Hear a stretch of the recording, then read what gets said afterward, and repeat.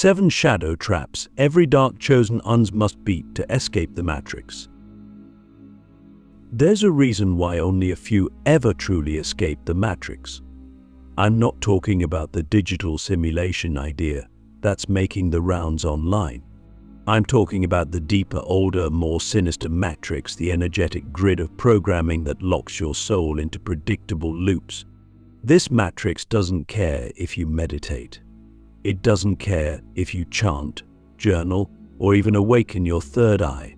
In fact, it adapts, it evolves.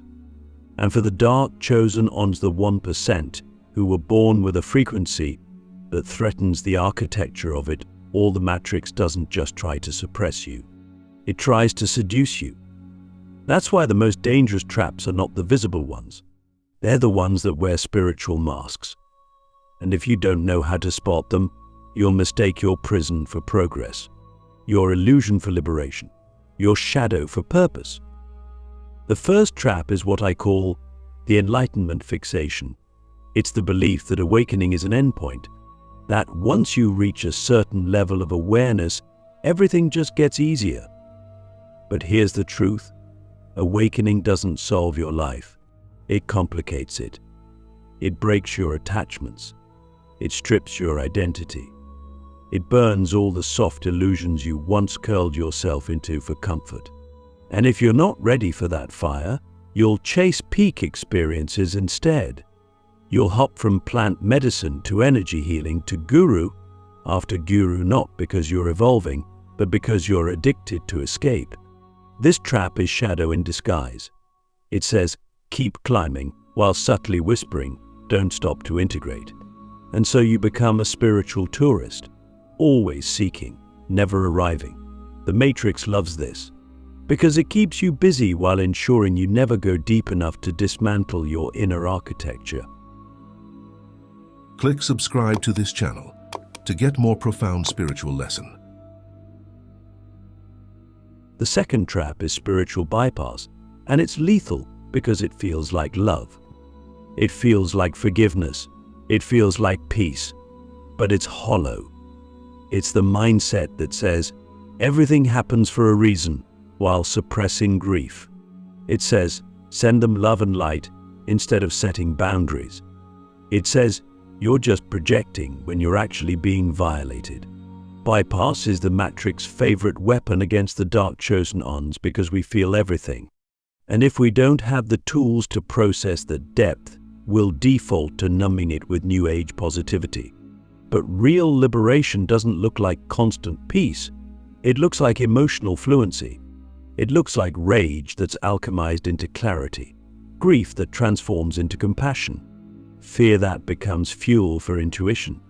So ask yourself, are you truly healing, or are you just learning how to avoid discomfort more elegantly? Now, the third trap is more cunning. It's the lone wolf illusion. This one targets the most powerful among us, the ones who've always felt different, isolated, intense.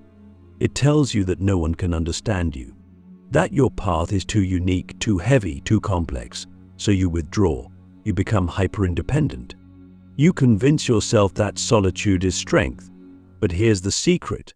That isolation often comes from unprocessed wounds, from abandonment, from betrayal, from lifetimes of persecution for your gifts, and the Matrix exploits that.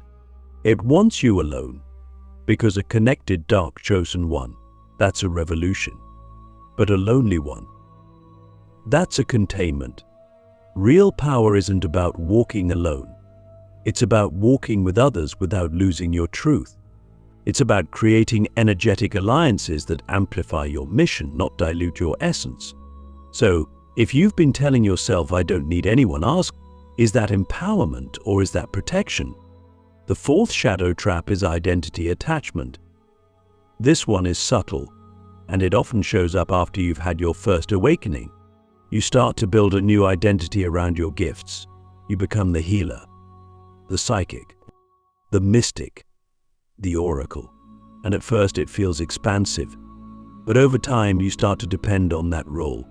You feel pressure to always have the answer, to always be the strong one, to always embody a certain image.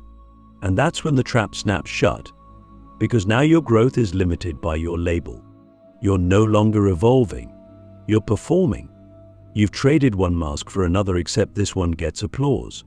And the Matrix loves that, because praise is just another form of control when it shapes your behavior. True freedom doesn't come from becoming someone new, it comes from unbecoming everything you thought you had to be. It comes from being undefinable. So I ask you, if no one was watching, who would you be? And the fifth trap is perhaps the most intimate, the wound of comparison.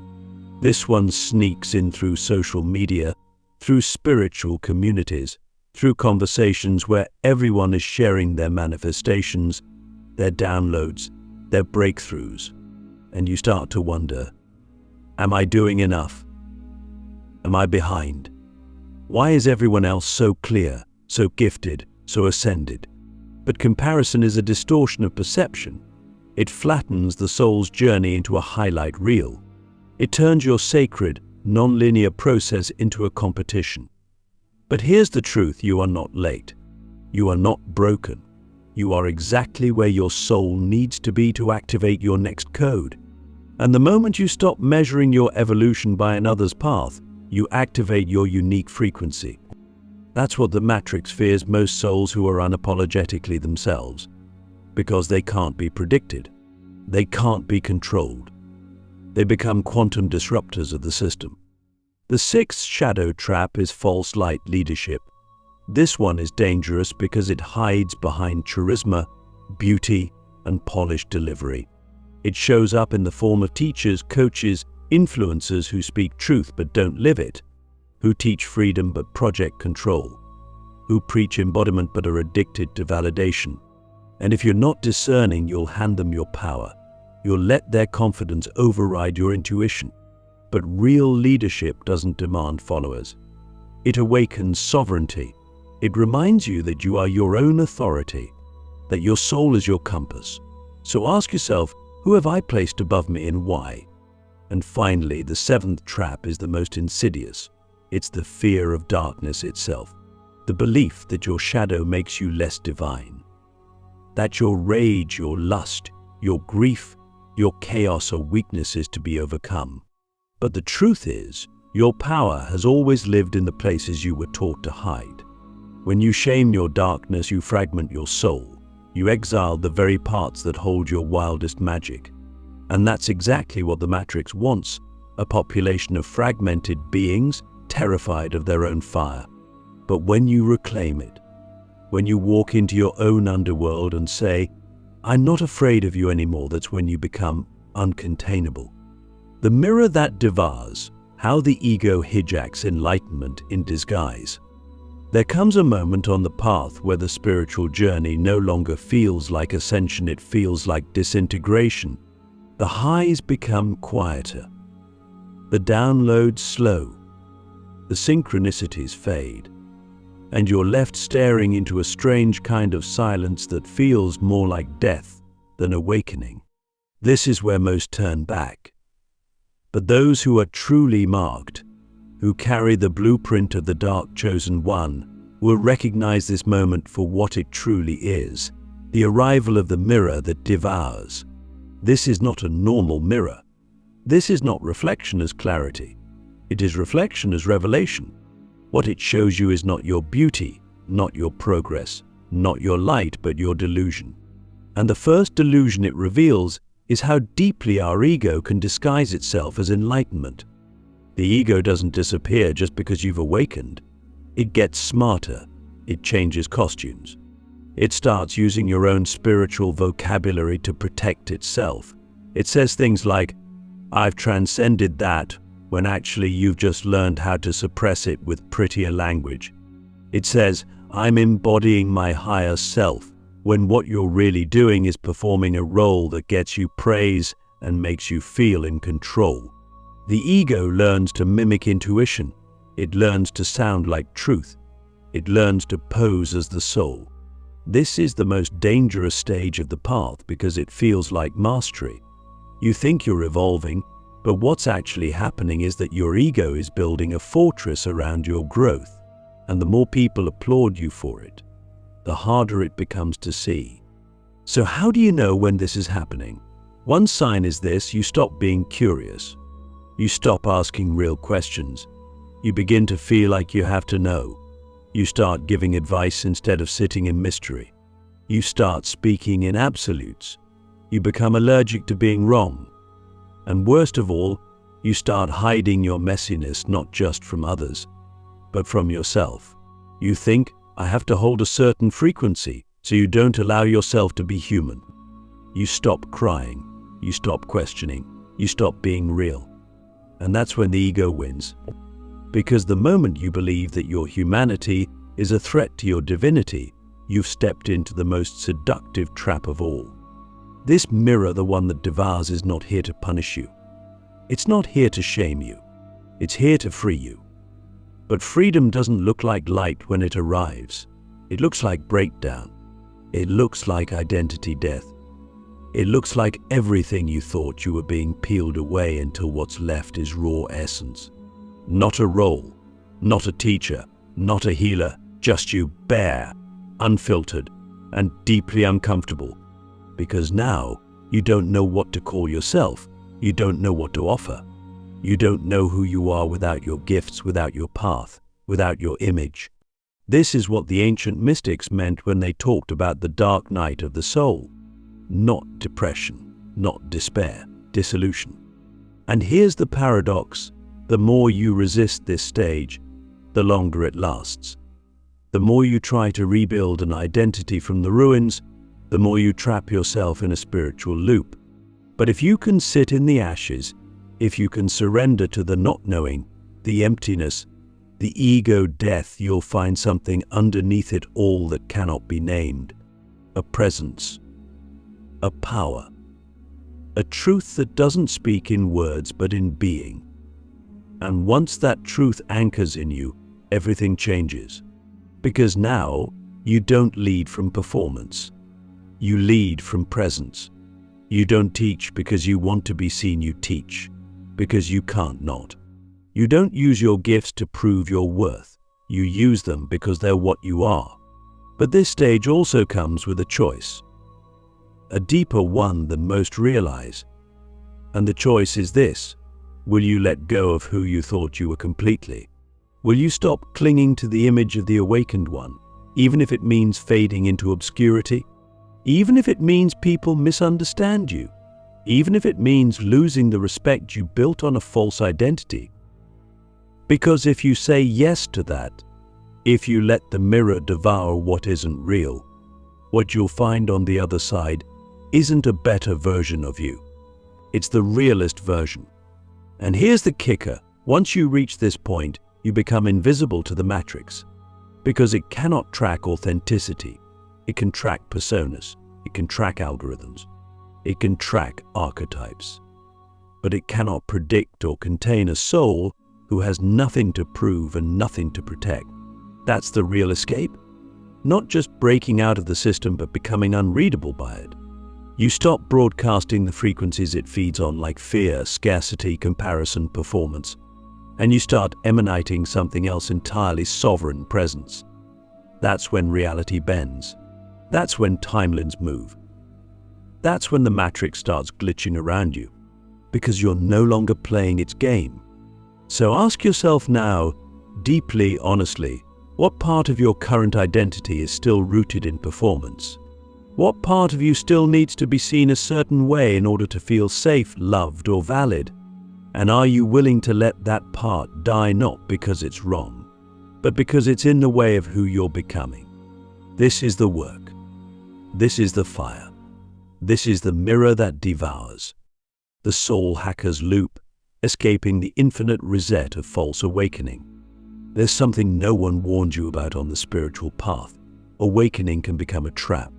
Not in the way we normally think of traps, as obvious pitfalls or distractions, but in the way a virus hides in your operating system, running silently in the background, resetting your progress every time you get too close to the truth.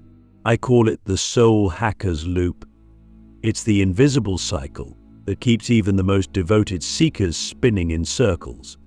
And if you're not radically honest with yourself, you'll mistake motion for momentum.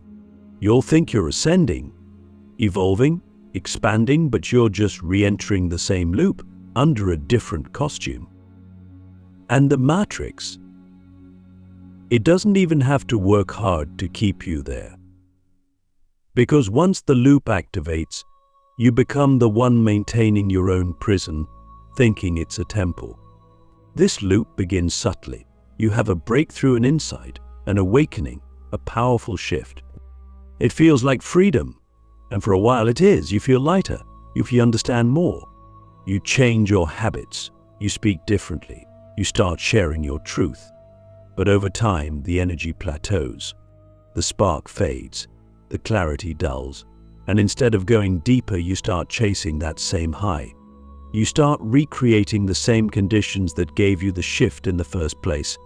Another retreat, another ceremony, another download, another course. Not because you're growing, but because you're trying to relive the moment you thought you woke up. That's the first sign you're in the loop. You're not evolving, you're chasing your own echo. The soul hacker's loop is dangerous because it mimics growth.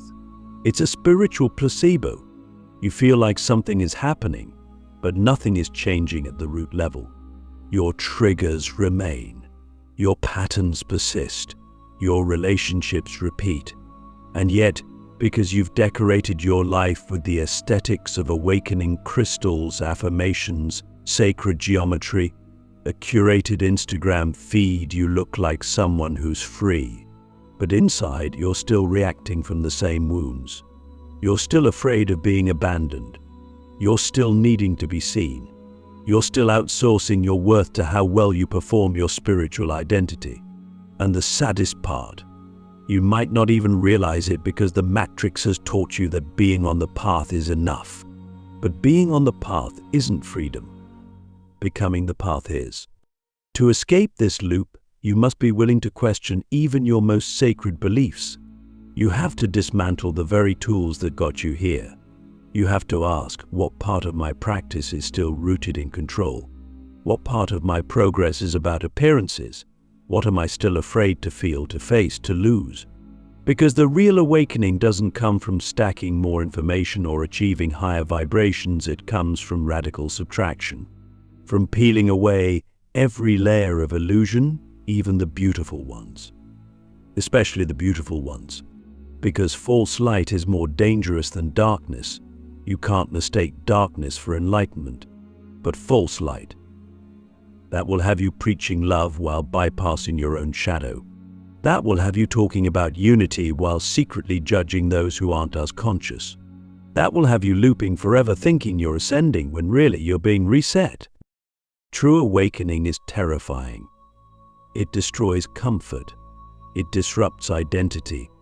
It invites a kind of emptiness most people aren't prepared to hold. That's why the loop is so seductive. It offers safety with the illusion of depth. It lets you feel special without ever confronting your deepest fears.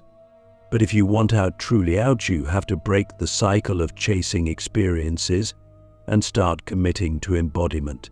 Not just feeling the light, but living it. Not just talking about shadow, but integrating it. Not just knowing yourself, but becoming so empty of performance that nothing but truth remains. So ask yourself now, and don't rush past this. Where in my life am I mistaking movement for mastery? What would happen if I stopped performing and started surrendering? Because that's the only way to exit the loop. And once you do, you don't just awaken once. You awaken every single day, not by seeking, but by listening to what's already here. The final lock. Why most never escape the matrix. How to shatter the soul contract that binds you. There is one final barrier that keeps almost every dark chosen one trapped. Even after they've done the work, faced the shadow, seen through the illusions, and broken all the obvious chains. It's not ignorance. It's not fear.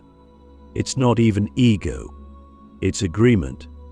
A deep, ancient, often unconscious soul agreement we made long before this lifetime to stay bound to the system. To serve the matrix by keeping ourselves small, silent, and safe. This is the final lock. And no amount of healing, meditating, or manifesting will break it unless you recognize it for what it is. A soul contract signed in survival, reinforced through lifetimes of trauma, and upheld by your own sense of duty to others' comfort. You may not remember signing it, but you feel it. Every time you hesitate to speak your truth because you're afraid it will make others uncomfortable. Every time you dim your power so people won't think you're arrogant. Every time you choose peace over authenticity, harmony over honesty, safety over sovereignty. That's the contract talking. It says your light is too much. It says your truth is dangerous. It says if you fully step into your power, you will lose love, safety, or belonging. And the worst part, it's not just a belief, it's a spell, a metaphysical agreement that creates energetic consequences every time you try to break it. That's why you feel like the moment you start rising, something pulls you back. It's not just resistance, it's self-imposed bondage. To escape the matrix entirely, you must revoke that contract not just with words, but with embodiment. You must stop feeding the patterns that uphold it. You must stop negotiating your truth to protect others' illusions. You must stop apologizing for your frequency. Because here's the secret. The matrix doesn't actually have power over you. It was never the jailer. You were. The moment you stop consenting to the roles it gave you, the healer who must always be calm, the leader who must always be right, the misfit who must always be alone, you begin to dissolve the architecture of your own prison. But this isn't just about rebellion. It's about responsibility. Because once you break the contract, you're no longer shielded by the comfort of unconsciousness. You can't go back. You can't pretend not to see. You can't blame the system for your choices. You become fully sovereign, and that means every moment, every word, every action is yours to own. There is no savior, no guide, no external force to lean on. And for some, that level of freedom is too much. That's why most don't make it. They get close, they get clear. But when they reach the door, they hesitate. Because walking through means burning every excuse, every identity, every lifeline to the old world. But if you do walk through, if you choose to revoke the contract and live from soul rather than programming, you begin to access a level of reality that defies logic. You begin to operate on a frequency that makes the matrix glitch. You speak and timelines shift. You create and reality bends. You move and others awaken just by being in your presence. Not because you're special, but because you're free. And freedom is contagious. It's the one thing the matrix cannot replicate. It can mimic success. It can mimic love. It can even mimic spirituality. But it cannot mimic real, embodied, soul-sourced freedom. So I'll leave you with one final question, not to answer with your mind but with your life. What would change today if you no longer needed permission to be exactly who you are? Because the lock is not outside you. It never was. And the key? It's been in your hand this whole time. Welcome back, Sovereign One. You've escaped. Now go set others free.